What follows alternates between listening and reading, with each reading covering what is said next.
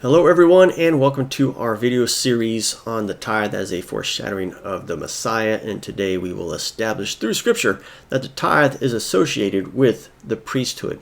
And what that means is that the tithe pays for the priesthood, and along that we have to know what the priesthood is, and we will also establish that in scripture. The priesthood is the activity of making sacrifices unto the forgiveness of sin. The priesthood is not just any ministry. The priesthood is a very specific and is defined in scripture. So when we talk about the tithe paying for the priesthood, we have to understand what the priesthood is. And so, for example, the first element of the tithe that we see in the historical record is in Genesis 14. We find in verse 18 Melchizedek, king of Salem. And it describes Melchizedek, king of Salem. It says he was a priest of the Most High God. In verse 20 we find Abram gave Melchizedek a tenth of everything, sometimes translated as tithe. The word tithe means a tenth, so this is synonymous. We have to understand that from the very beginning, the tithe belongs to the priesthood. So before the law was established in Numbers chapter 18, we find from the pattern of Abraham, right? At the time his name was Abram. So Abram, our religious father, our patriarchy, he established the rule that the tithe belongs to the priesthood. And if we are to follow our spiritual father Abraham, then we have to obey that. That means to say that if we're going to be involved in a tithe practice, we have to be paying a tithe to the priesthood. So, Numbers chapter 18:21, see, God have given the Levites all the tithes in Israel for an inheritance for their service, that they perform the service of the tent of meeting. What is that about? That is the priesthood, right? In Hebrews 7:5, for those people who have decided to become Christians, the situation is exactly the same. And those of the sons of Levi who received the priestly office. What is the priestly office? Those are the people who are executing the office of the priesthood, have authorization according to the law to collect a tithe from the people. So in the Jewish Holy Scriptures, the tithe belongs to the priesthood. In the Christian Holy Scriptures, the tithe belongs to the, you guessed it, priesthood. And we see in the exact same chapter of the book of Hebrews, 1 through 4, it talks about Melchizedek, right? We read about that in Genesis chapter 14. Now this Melchizedek, king of Salem, priest of the Most High God, right? And to him also Abraham apportioned a tithe of everything. Why did Abraham give him a tithe? Because he was a priest. Only someone involved with priesthood activities is allowed and authorized to receive the tithe. So 3 times in the what Christians call the New Testament, in the Christian Holy Scriptures, do we find that the author of Hebrews is establishing the fact that only someone involved in the priesthood, who's executing the priesthood, is allowed to receive the tithe.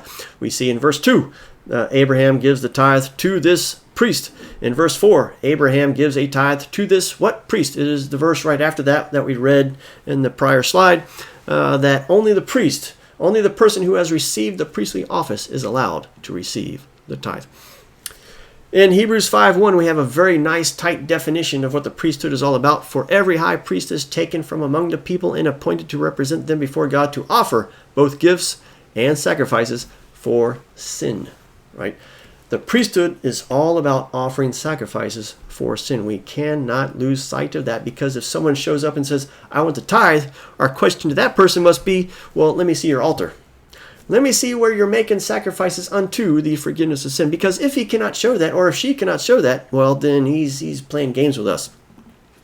Numbers 8, after this the Levites will go in to do the work of the tent of meeting. I have given the Levites as a gift to Aaron and his sons from among the Israelites to do the work for the Israelites in the tent of meeting and to make atonement for the Israelites. The whole point of the priesthood is to remove the sin from the house of Israel. And this is why it is a foreshadowing of the Messiah. Because when the Messiah comes, all this sin problem will be eradicated. That is the whole point of the sacrificial priesthood system. In verse 17, there's a lot there. We're not going to get into the details. We'll get into the details later. If you just read the verse as it is and we start here, it doesn't make any sense. You have to understand verses 14, 15, and 16. But we won't don't want to get into all that right now. We just want to emphasize the fact that the priesthood is making sacrifices. It says, "But you must not redeem the firstborn of a cow or a sheep or a goat. They are holy. You must splash their blood on the altar and burn their fat for an offering made by fire, for a pleasing aroma to the Lord." Now, Numbers 18 again is the formal introduction of the tithe law, okay, where God says, "I have given the tithe, all the tithes in Israel, to the tribe of Levi." And so God is defining what they're doing, right? He is defining their work. The work of the priesthood is taking animals and sacrificing them unto the forgiveness of sin. And so here we have a very nice picture of the entire priesthood, right? The priesthood encompasses 1, the tithe, 2, the priest, and 3, the sacrifice. And anybody trying to remove the sacrifice away from the priest or the tithe is really breaking God's prophecy here. Anybody who tries to remove the priest away from the sacrifice or the tithe is breaking God's prophecy. Anybody who tries to remove the tithe outside of the priest and the sacrifice is breaking God's prophecy. And God is very serious about this, right? The tithe is a foreshadowing of the Jewish Messiah.